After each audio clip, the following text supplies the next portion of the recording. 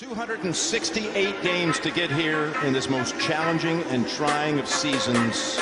Super Bowl 55 is underway. They pass to Gronkowski. He's going to score a touchdown. Touchdown, Tampa Bay. And the Chiefs have held inside the 1-yard line. Looks long, line drive, end zone, caught. Gronkowski back to the end zone.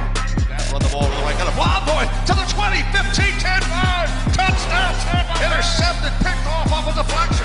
Tripped up, he throws a pass into the end zone, knocked away, incomplete. Oh, what a hit. How about that? One last indignity. The Tampa Bay Buccaneers have a second Super Bowl title in franchise history.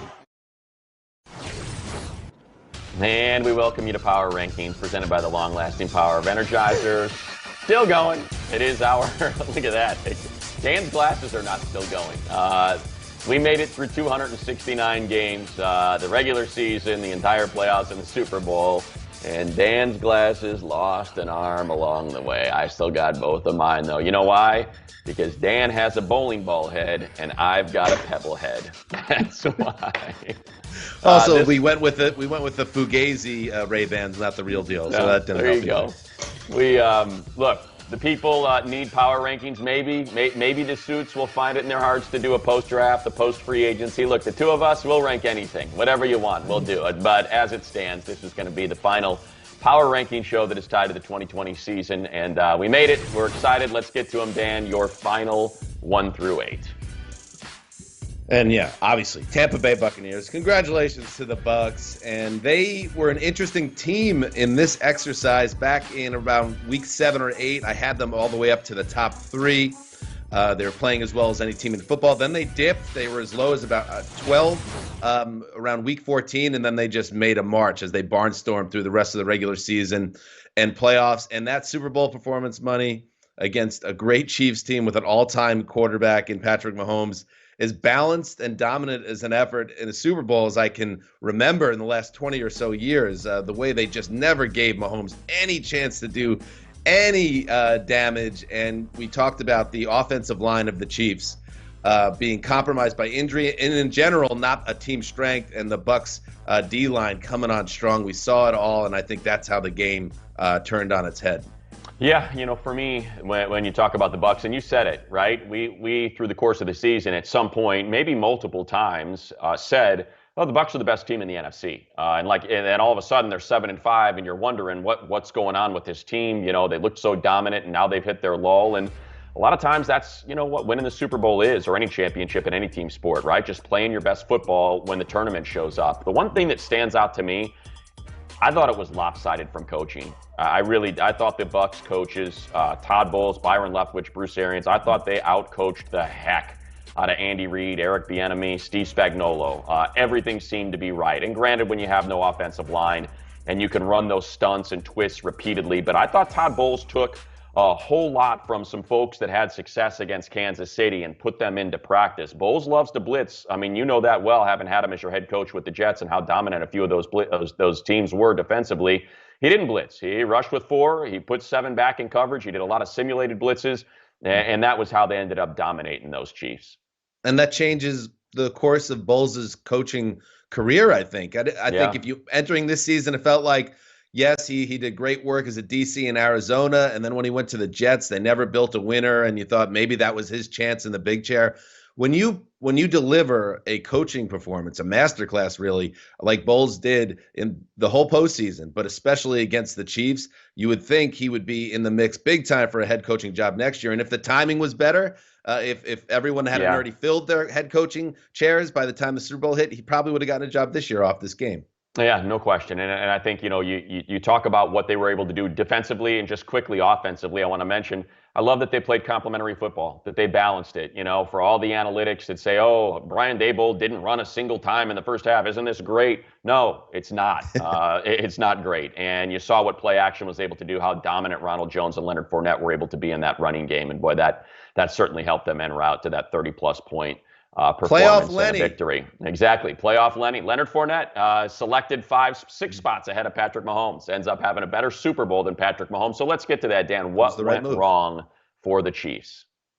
I mean, what didn't go wrong? It was, to me, the game will be remembered, and history remembers the champions for the performance by the Bucs. But for me, just as much, we saw that Patrick Mahomes is not invincible, because even when the Chiefs lost with Patrick Mahomes a game, as they occasionally have done over the past 3 years, he always made big-time impact plays. And to see him go 4 quarters, take an absolute beating, which he said was as bad a beating as he could remember, and not even getting in the end zone.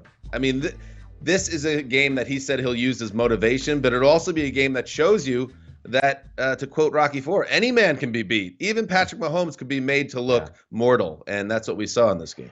Again, I'm gonna focus on coaching and letdowns, and really, penalties a lot of times are coaching and discipline, and boy, were the Chiefs a mess. Now look, the Chiefs, if you kind of pay attention and you sort of read between the lines when a lot of folks are announcing, they are notorious for being a team that holds a lot and they get away with it. But boy, look at this touchdown right here. What is this? This is a product of Andy Reid calling timeout when the Bucs had a 3rd and 2 and only one timeout of their own on their own side of the field. Look at this penalty. Everybody knows Ryan Jensen runs hot. That's what he wants to do to you. You got pass interference penalties on holds that negate interceptions. It was a sloppy performance. 3 points turned into 7 on just lining up offsides by Mecole Hardman. It really was a disaster of a performance for the Chiefs and just playing sloppy football. And I thought Tony Romo made a great shared a great nugget, which is, if a defense commits 2+ penalties on a drive, 80% of the time it results in a touchdown. 21-6 is a lot different than 14-6 going into the half, especially in the gut punch nature in which they did it. And remember, the Chiefs had a goal line stand, so this thing could have been even uglier. They just marched up and down the field on the Chiefs. And I agree. I mean, you're hitting on it with the coaching mismatch. Who would have thought that entering this game, because of what Spags had done in the Super Bowl against Tom Brady once upon a time, and Andy Reid, who we all love and respect, is one of the great coaches. It really was a kind of a shocking Super Bowl outcome. Yeah, no question. And as you said, motivation for next year. Won't be surprised to see those two teams back. But let's get to some other teams that you had ranked in the 1 through 8, and we start with the Saints and what you see for this 2021 season. Kind of fascinating, the Saints here, because they pushed all their chips into the center of the table these last couple of years with their players and the salary cap and where they were, and Drew Brees, of course. And now what comes next? And obviously they have decisions to make to get under the cap and to improve the roster, but really the focus is quarterback and what do they do? And Drew Brees is not the same guy he was even 2 years ago. So it's not like you're losing that superstar peak Brees. But do you, Sean Payton, trust Jameis Winston and Taysom Hill to be those guys going forward? I know there's not a lot of speculation around that right now, that they're going to go out and bring someone in, but I would not be surprised if Payton's laying in the weeds a little bit here. Yeah, I'll take the number 8 team here, Dan, and the Rams, and I'd be excited if I were a Rams fan in the trade for Stafford. To me, it was Jared Goff really that let this team down all season long. You saw what Sean McVay was able to do in scheming up a running game again, and in order to open this thing up and really get that running game going, you got to find someone that's willing to push it down the field, and that just was not Jared Goff this year, which is a shame because he throws a beautiful deep ball, but we know Matthew Stafford has arguably the best arm in the league, at least one of the best arms in the league. Of course, Patrick Mahomes probably going to lead that conversation, but I think this is going to change the look of this offense. I wouldn't be surprised in the least if he brought his friend Marvin Jones along with him to have that deep threat to open things up underneath a little bit more for Robert Woods and Cooper Kupp. Cam Akers has proven, I think, over the course of his rookie season that he can be a 3-down back and help carry this team and kind of get us back to what we saw from the Rams when we were all excited about Sean McVay and what that offense was doing, all that pre-snap motion, the outside zone, and all the deep shots you were able to take off of it. I'm totally with you. And Stafford, it is a kind of a great experiment. What happens when you put him around better coaching and a better roster, and you didn't want to see him waste away in Detroit and the remaining prime years, and now we're not going to have that happen. So that's something to look forward to. Yeah, we'll be able to put that to bed, right? Oh, if only Matthew Stafford had coaching and a roster and a running game. Well, now he does. All excited, certainly, to see what will come of that. When we return, a group that we can certainly relate to, Dan, the runner-ups, a sixer of squads that we think could make the jump to division champs should they pay attention and adhere to our off-season advice.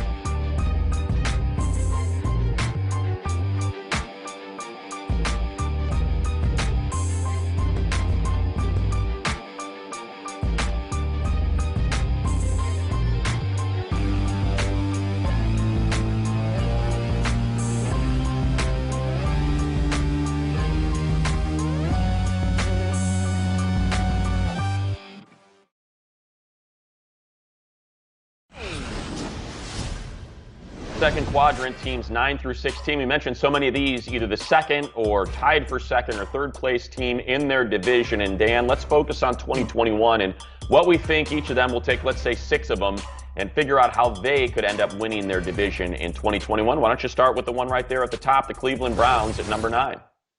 Yeah, Cleveland did such a great job last offseason addressing their offense and giving Baker Mayfield a better chance of success at head coach, at offensive line, Austin Hooper, adding weapons. Now you go to the other side of the ball. You need to shore up that defense. If they could get that stop against the Chiefs in the divisional playoffs, who knows what would have happened against Chad Henne. Upgrades at linebacker, and in general, just more of a toughness on that defense. That's what you need. Yeah, well, I'll go with the team that you see on the screen right there with them, the Steelers. And how do they get back to winning the division? Well, it's pretty simple. One, Big Ben's got to lose weight. I know that's not a popular thing to say. I'm not trying to fat shame the guy or anything, but man, he just looked like it was a struggle for him to move around. I find it impossible to believe that he doesn't have a semblance of the athleticism that made him such a special player, able to shake off defenders, extend plays, take those deep shots, and it just wasn't there this year. Now, look, a product of that, too, was the offensive line. I know Mike Munchak went to the Broncos a couple years ago, but they got to fix that up. The retirement of Pouncey, the left tackle, Villanueva will probably be gone. Shore that up, lose weight, Ben, and I have no question with that defense, they can find themselves atop the AFC North. Yeah, I'll talk about the Titans now, and like the Browns, this is about defense here. And I know Arthur Smith's gone, the offensive coordinator, now the head coach in Atlanta. So you got to see if you can keep that going. But the defense, they tried to address it last year. Javian Clowney, Vic Beasley, 2 huge busts in the front 7. So they got to try to get a pass rush, which it did not exist last year. Adoree Jackson's injury hurt them in the back end, but they could use some secondary help. Got to get to the quarterback, got to cover better. This is a team, Money, that gave up over 50% on third down in terms of conversions, and that's really what kept them from being a true superpower as good as their offense was. Yeah, look, they're fortunate they won the games they did, considering how bad that defense was. Speaking of, but flip side of that, great defense, maybe a struggle on offense, the Dolphins. And look, that defense is ready. Brian Flores, that coaching staff is ready defensively. Offensively, though, they need to take the step. One, Tua has to take a big jump, and that means they have to get players that fit his style of quarterbacking. This is a guy that's foot in the ground, ball is out. He needs a number 1 receiver. They should be able to get that at number 3. Maybe it's Jamar Chase. And they got to improve the offensive line. You know, it's not all on Tua. They just have to go from being a bad offensive line to a league average offensive line. And I think the Dolphins are ready to challenge for look, they were right there. They're ready to challenge for the AFC East. And they have the draft assets, obviously, to get it done. Let's close it out with the Niners. And I think the Niners are very interesting here because to me, it's just like get healthy. The roster is really strong, but then if you want to take that risk, and we don't know, a lot of this is speculation around how Kyle Shanahan feels about Jimmy Garoppolo, but if he does believe he can upgrade at that position and there are options out there on the open market, would you go and make that move? Because with better quarterback play, in addition to getting healthy on both sides of the ball, this is a Super Bowl level team. Look, I know you want to get on to the next segment because Daniel Jeremiah is going to talk about your Jets, but we're not closing out yet. All right, we got a couple more to go. One, I'm going to go with the Colts, and you see them there at number 14. And the recipe for the Colts, look, they were right there again, basically. Nearly won the division. Probably were the better team in their playoff game in the wild card round against the Bills. Just could not cash in a couple of those red zone opportunities. What do they have to do? Same thing they did this past year. Get a quarterback. You see Sam Darnold here. He may be available. With that offensive line, with Jonathan Taylor emerging, you're going to get Marlon Mack back, by the way. He looked fantastic early before he got hurt. You've got a great receiving core in T.Y. Hilton and Michael Pittman. Get a difference maker at quarterback. Replace your left tackle with that draft pick or maybe a second rounder or in free agency. Trent Williams available, Brandon Scherf, and make sure that stays intact. And to me, that's how they win the AFC South in 2021. That's all. Just get a great quarterback. They're everywhere, and once you plug that in, you'll be fine. I'm gonna actually double up because I was so offended that you tried to get out of this segment. Whoa. Yeah, this is the power ranking show. Is what we're doing don't here. Do that too. I am taking the Chargers as well because I'm not going to let you jump me and take the Chargers. This is simple. Get healthy. Get healthy. Derwin James, Drew Tranquill, Bosa was banged up most of the year. Casey Hayward was banged up most of the year. The Chargers get healthy, specifically with Derwin James leading the way. And I think with the coaching and the coaching staff that Brandon Staley has built, Ronaldo Hill on the defensive side, Darius Swinton on special teams, and all the great things he did with Arizona special teams, and clock management, I fully believe that this is a team with the roster they have and the performance that Justin Herbert put in that can make a jump and challenge the Chiefs. Look, they took them to overtime in week 2, and I know they were resting everybody, but they beat them in week 17. So get after it again next year. Yeah, and you millennials and Gen Zers don't know that was a Sir Mix-a-Lot reference by Money. And Sir Mix-a-Lot, weirdly, absurdly, was on this very show last year. Let's close it out with big Seahawks fan. Let's close it out with the Arizona Cardinals. Tricky spot here. You have a young franchise quarterback you really believe in, but I think they need more than DeAndre Hopkins and Larry Fitzgerald. We don't know what his future is at this point. So go get a Kenny Golladay type. Go out there. Juju Smith-Schuster is another option. We've talked. Allen Robinson is a guy that makes sense if he hits the open market, and really build up this offense. And then you put it on the head coach. I mean, you got Cliff Kingsbury. This is an important year for him. He's on the hot seat. I think the offense, even though it was better, was not as good as it should have been. And Kingsbury has to take some accountability there. All right, and that we'll put a wrap on it, Dan, and we can get to it next with the Super Bowl behind us. The belle of the ball is going to bless us with his presence. The NFL Draft's biggest star, Daniel Jeremiah, will share details on the draftees, including perhaps one headed to your Jets, Dan, destined to become franchise saviors in short order. Enter.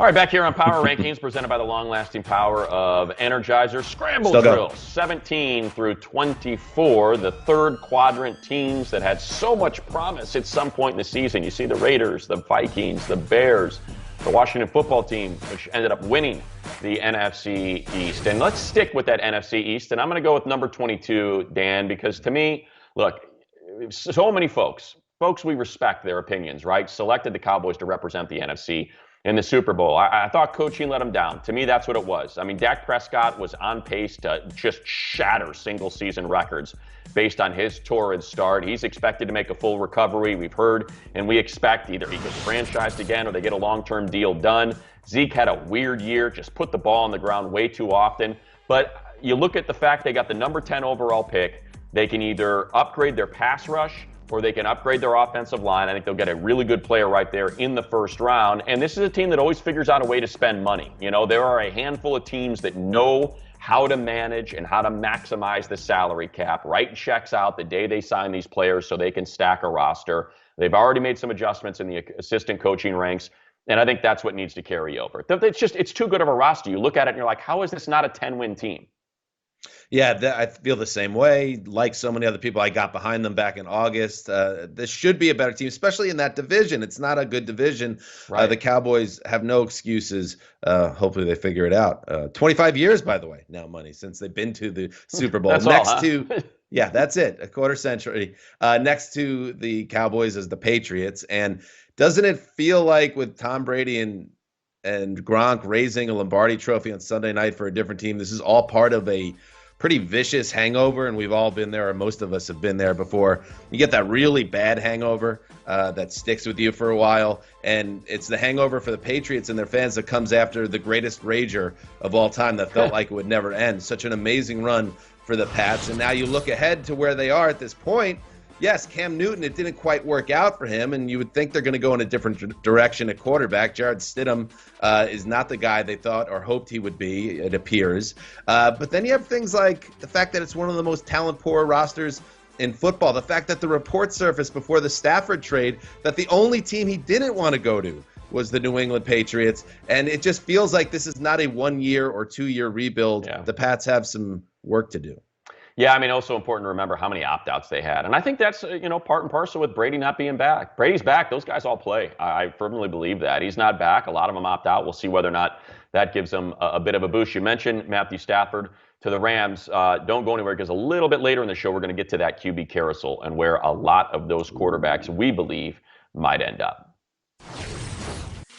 Well, here we go. The final quadrant of the final power rankings prior to the 2021 season getting underway come late August, early September. You see, what do you know? It's some NFC East folks there. Dan to lead the way at 25 and 26, going all the way down to the number 1 overall pick at number 32, and we have him come up for air. He has been able to swim out from underneath the piles of tape. At least that's what it used to be. We'll call it digital tape as you're getting ready for the draft coming up, DJ. We appreciate it at Move the Sticks, the Move the Sticks podcast. He joins us now to look forward to our next big event on the calendar, and that is the 2021 NFL Draft.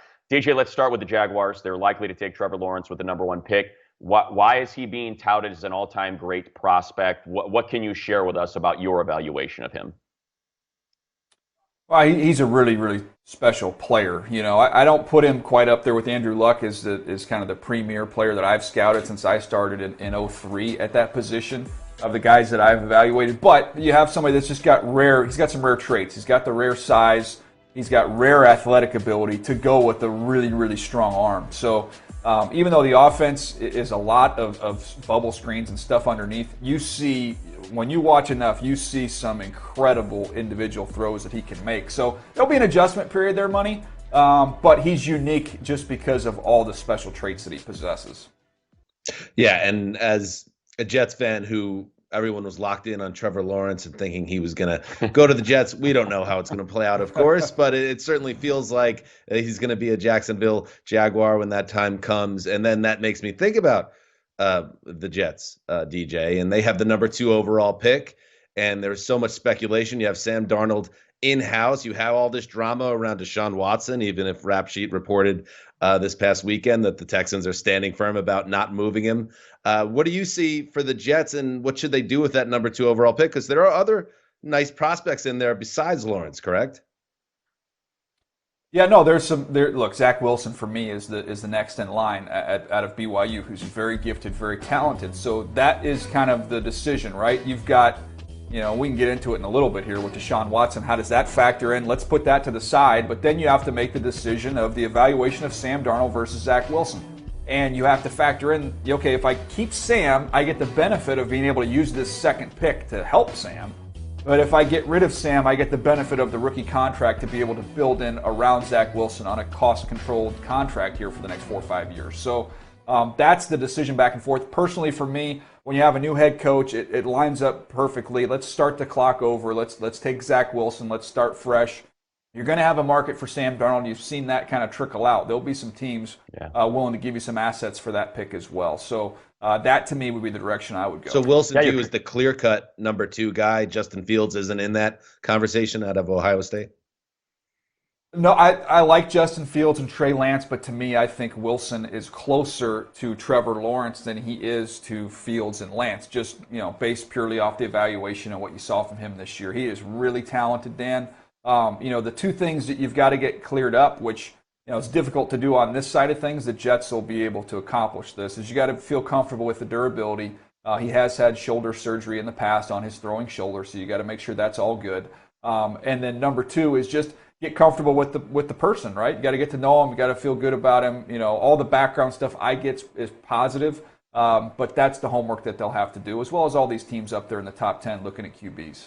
I should have known Dan was going to jump me for another Jets question. You good now, Dan? You okay? I'm set for now. I might circle back. Sorry, Money. All right. You can circle back. You were getting us to it, DJ. You mentioned Deshaun Watson. The Jets are one of the teams tied to Deshaun. I'm trying to think of the best way I can phrase this because I know it's circumstantial, right? Depending on what you have, what team you're with, what you have to give up, how much to give up. But let's just say you're a team that you believe has the roster, is in the division that can compete for a Super Bowl within the window of this extension, the next 4 years for Deshaun Watson. What's it worth? I mean, we're hearing 2 1s, 3 1s, 4 1s, and 2 players. Like, what would you be willing to give up to get that type of talent in your building? Well, to me, I wouldn't even look at the constraints of this contract money. I would look even beyond that and say, we just watched the Super Bowl with a 43-year-old quarterback, for crying out loud. This guy's got lots of good football that you're going to be able to control if you handle things right contract-wise going forward. So that puts the pool as very large of people that should be in on Deshaun Watson. What I would give up, not all first-round picks are the same. So if we're talking about the Jets and the Dolphins, that number 2, number 3 overall pick's a heck of a lot more valuable and somebody picking down there in the 20s. So if I'm one of those teams, to me, I'm looking at 3 first-round picks and maybe some sugar on the side, which is, a 4th, 5th round pick, whatever. But if you want to get 4 total picks, 3 of which are first-rounders, I would go that far. If I'm a team picking outside the top 10, I think I would be willing to go to 4 years. I mean, to 4 first-round picks, 4 years out. I would do that. This is a quarterback. We've seen a team just win the Super Bowl. We came off a 7-9 season. They won the whole dang thing because they got much better at the most important position. This kid's 25 years old. He's got pristine character. He's an unbelievable guy in the community, and he's, by all accounts, a top 5 quarterback. Some believe a top 2 quarterback.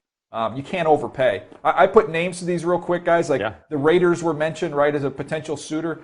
And somebody said, well, if you were the Raiders, what would you give up? I said, I don't know, 5 first-round picks. And people were like, that's asinine. Come on. And I'm like, okay, well, let's put names to it. Who are the Raiders' last 5 first-round picks? You go with Cleveland Farrell. Josh Jacobs is a good player, but he's a running back, right? You've got Jonathan Abram. You've got the corner from Ohio State, Arnett. And you've got Henry Ruggs. You trade those 5 guys for Deshaun Watson in a nanosecond. I mean, it's a no-brainer. Right. So that, to me, is why if this does happen, if Watson does get traded, I have no idea how far teams will go. Yeah, but DJ, what you just said also flies in the face of your bread and butter, the draft industrial complex, and how draft picks are more powerful than anything in the universe. Well, yes, except for the kryptonite, which is a premier marquee quarterback. That's the only thing I would ever make that type of a move for. Would be somebody in their prime, top 5 at his position. At that position, throw out all the rules. You know what? How about this, Dan? I'm going to circle back to the Jets because you brought it up. Because a lot of circling, right? With you guys. It is. It's a lot of circling. But you talk about having that rookie deal and what we see with teams and what the Chiefs were able to do with Mahomes, the Seahawks with Russell Wilson, and how important that rookie deal can be. Well, if you're the Jets, looking at that division, looking at the rest of the roster, does it make sense to get Deshaun Watson now, or does it make sense to get that rookie because you just got too far to go, DJ? Well, no. To me, if I'm the Jets, I would go all in on this if you can. That three first round picks, I would do it and think he makes me an instant contender in this division. No matter what else. I rub off on you like poison ivy money. That's what I do. Yeah, exactly. I can feel the scratches everywhere. That's it. It is our final. It is our final power ranking. So it's only apt that we get a lot of Jets in here before we bid you farewell. DJ, we know you're swamped. Keep an eye on the Move the Sticks podcast at Move the Sticks on both Twitter and Instagram. It is your time to shine. The Super Bowl is complete, and we're making our way toward the draft. So we certainly appreciate you popping on here to Power Rankings for a couple minutes. Good to be on with you guys. All right, stick around because we're digging deep. We got 5. We just talked about Deshaun Watson. Where's he going? We're doing quarterbacks on the move. The city they'll be setting up shop in for 2021. Cue the circus music because the carousel is going to spin next.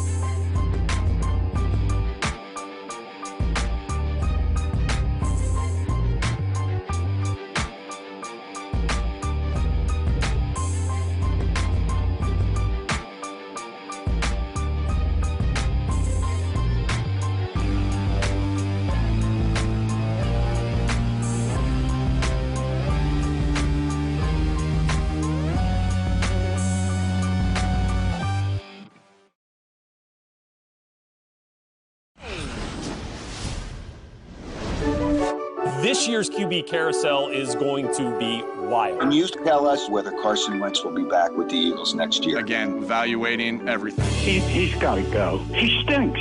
The Rams land Matthew Stafford. In exchange, Jared Goff, along with Rams' first-round draft picks. I don't know how you could have any more leverage. We've got to get it together. My future is a beautiful mystery, I think. There's not many absolutes, as you guys know, in this business. Deshaun Watson has asked that the Houston Texans trade him. We have zero interest in trading the player. Deshaun Watson's a Houston Texan. I guess it's not circus music; it's carousel music. So that's what we just cued. And what's Aaron Rodgers doing on that thing? I know, right? It feels like Gutekunst was able to square that thing away. Let's start with the name that we just discussed with DJ, though. Dan, ultimately, where do you think Deshaun Watson ends up? Now, yes, I'm a homer, so I like to say the Jets, and there is some smoke there. There have been reports that Watson would like to go to New York and play with Robert Saleh, and the Jets certainly have the assets, the draft assets, to get that done, starting with the number 2 pick. However, if I had to guess, I'd say the Carolina Panthers, who makes sense to me. They have draft assets to make a move with a top 10 pick. They have the need at quarterback.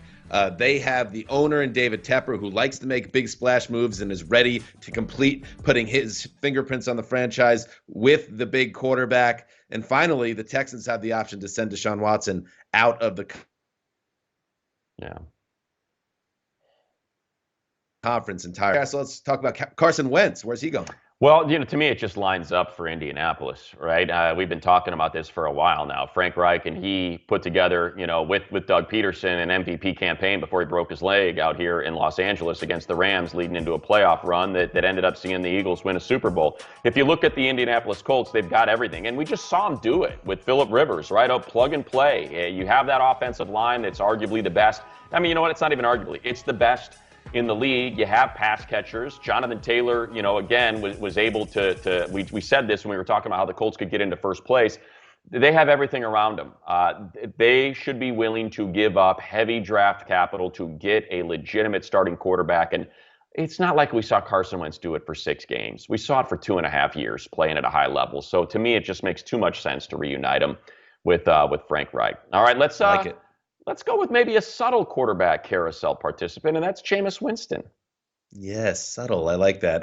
Jameis. So I think that, okay, like I said earlier, Sean Payton, does he have something up his sleeve? Is he laying in the weeds? Very possible, but also Payton is a guy who believes in his scheme. He believes in his ability to get the most out of players. And Jameis Winston is a former number 1 overall pick. He has the talent. He's just never been able to properly rein it in, or at least he wasn't in Tampa. So I'm going to say he sticks with the Saints, and Peyton bets on turning him into the quarterback that the Bucs had once hoped he was, with Taysom Hill also in the building and being a part of that offense. That is my guess, that they re-sign Winston and see if they could make that work.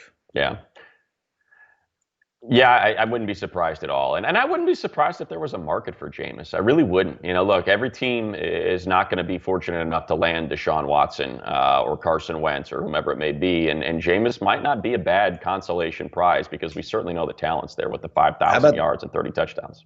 Yeah, he's done with 30 interceptions too. But how about Jimmy G over there, up there by the Bay? Yeah, look, I think he's gone. I do. I feel like, and I know you're going to get to the, perhaps the 49ers a little bit later, but like, to me, there's just too many, instances where we hear the 49ers are interested in a different quarterback. So it's obvious. Look, the Texans are going to say all the right things. We're trying to make it right. We want Deshaun back. We want to have a conversation with him. And they should. They should try to do everything. But ultimately, it just feels like that ship has sailed. And you just look at the people they have in place in Easterby that they're not willing to part ways with. And it sounds like he's a big issue between the team and Deshaun Watson. So if they're not willing to part with him, he's a Patriots guy. Nick Casario, they just hired as GM, as a Patriots guy. Why not bring back and follow the lead of your mentor, Bill Belichick, and the guy that he wanted to replace Tom Brady, and Jimmy Garoppolo, and probably get him for a pretty sweet price at a discount from the 49ers. So, and speaking of those 49ers, all right, so now I've pulled Jimmy out of there. Are they in play? Let's go, Dan. You have Sam Darnold. Oh, and by the way, you almost had that right. Jimmy G's going back to New England, and Belichick is going to get the guy he never wanted that would make out sense of that building. But yes, I also think there's going to be an opening, and let's send Sam Darnold from the Jets to the 49ers. Darnold, speaking of a lot of smoke and a lot of things that you hear, there's too much talk about people inside football and general managers liking Sam Darnold and believing that he really can be a high-end quarterback in the league that just got a raw deal with Adam Gase and the Jets. So why not send him to San Francisco? He's a West Coast-style quarterback. Send him to the best West Coast coach, offense coach, and Kyle Shanahan, and everybody gets a fresh start. I just think this makes a lot of sense. And we just heard DJ, good buddies with Joe Douglas. I'm connecting dots here that he says Zach Wilson going to the Jets at number 2 overall makes sense to me. Then Darnold's got to go.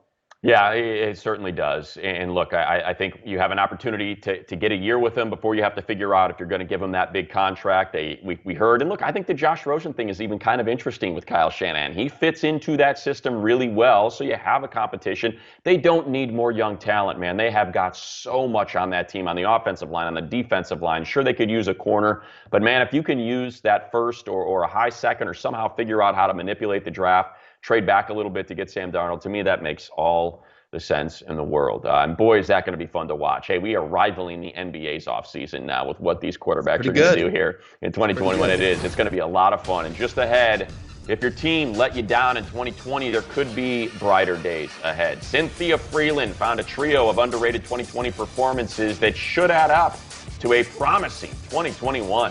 Next.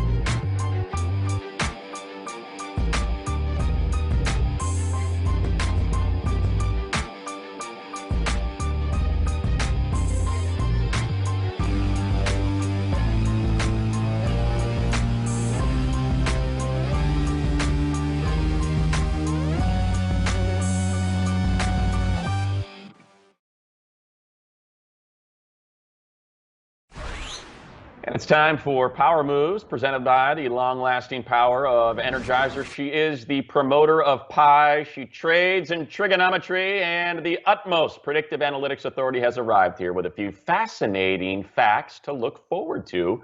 In 2021, it's Cynthia Freeland. Cynthia, we got a few players that maybe raised their hands in 2020 that you want to highlight moving into the next season. Sure, why not? It's never too early for underrated players of next season, right? Let's start with Laviska Shenault. He's going to get an upgrade at quarterback. They're going to refine a lot of things. And, Urban Meyer, he's going to make sure that this all works out. One of the reasons why I like Shenault so much is his catch and run capabilities. He's kind of like a running back disguised as a wide receiver. He's kind of that multi-purpose situation, which means he's going to be used quite a bit, especially in the slot. So I don't care who his quarterback is. I mean, look, we kind of all know who it is. It's going to be good for him next season. Does that sound to you for fantasy heads out there, Cynthia? Is maybe a sleeper? Do you think he's going to have enough touches in that offense going forward? I don't know if he's going to be a sleeper. I think by the time we get to next season, we can just say we said it first here on Power Rankings when all those other fantasy pundits are saying, you got to take Laviska Shenault. We're like, oh, you heard that back in, what is it, February? Yeah. There we go. Power Rankings. Remember, put put a pin in that one. And I would point out it is finally an opportunity for us, as Percy Harvin has always been that comp for a wide receiver that can do a lot of different things. Well, Urban Meyer had Percy Harvin in Florida, so it actually fits here. Perhaps Laviska Shenault can be his Percy Harvin at the NFL level as he gets his career started as a head coach in the National Football League. All right, how about number 2, Cynthia? This one's a free agent, so I'm looking at you, Allen Robinson. Are you going to be a Bear?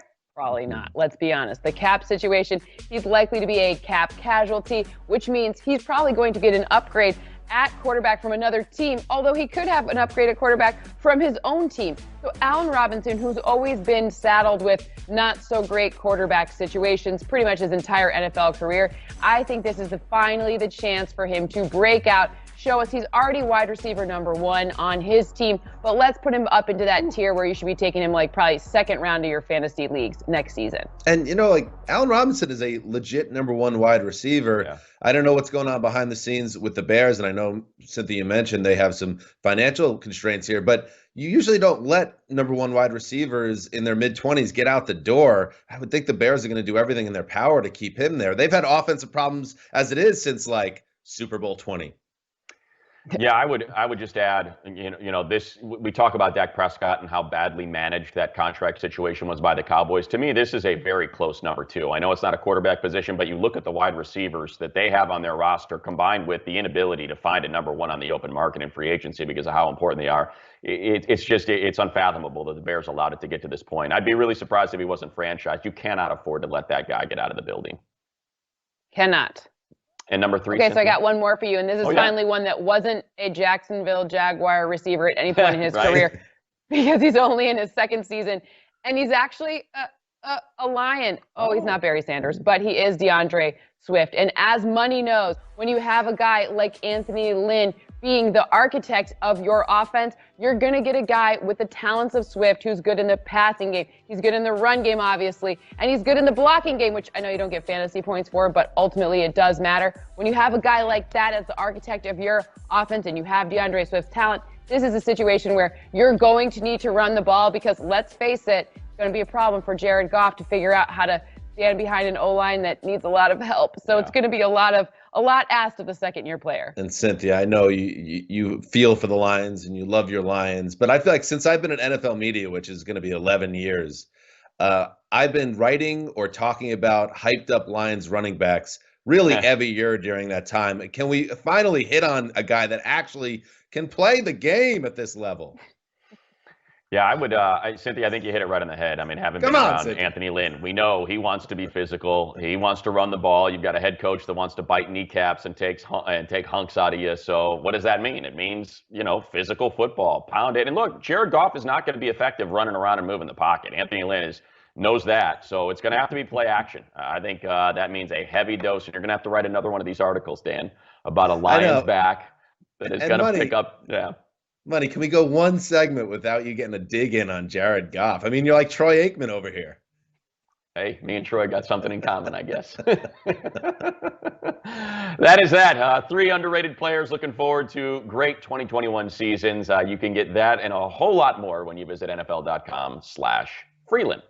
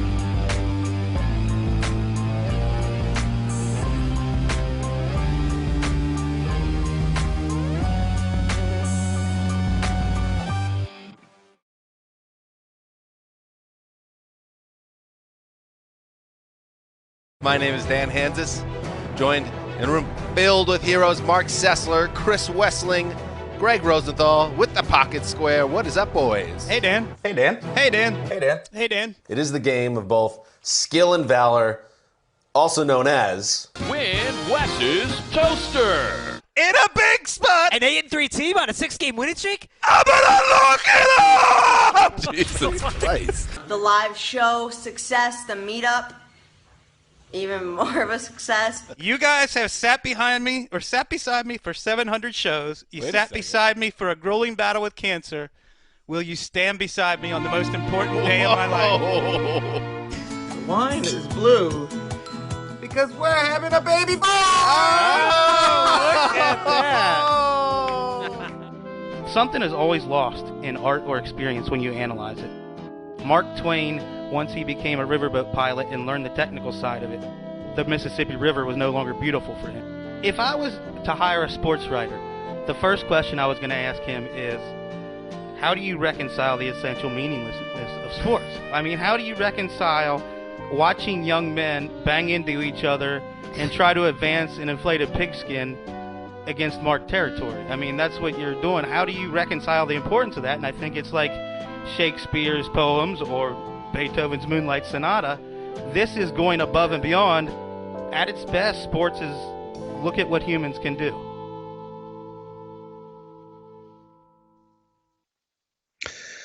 Yeah, like I said earlier, Money, when I moved to Southern California 11 years ago to take the job with NFL Media, I did it leaving my family behind in New York. And on around the NFL podcast, and this is something I think you could relate to as well, Money, we all did the same thing. We all came from different places and started our careers out in California. And when you have that situation, you end up having to create your own family structure. And Wes, when he came to NFL in 2013, started as a colleague, quickly became a good friend. And by the end of our time together, he was the older brother that I never had. And I just love him so much, and I miss him so much. And he was such a special person in so many ways. And if I could just say one thing to the audience, so talented.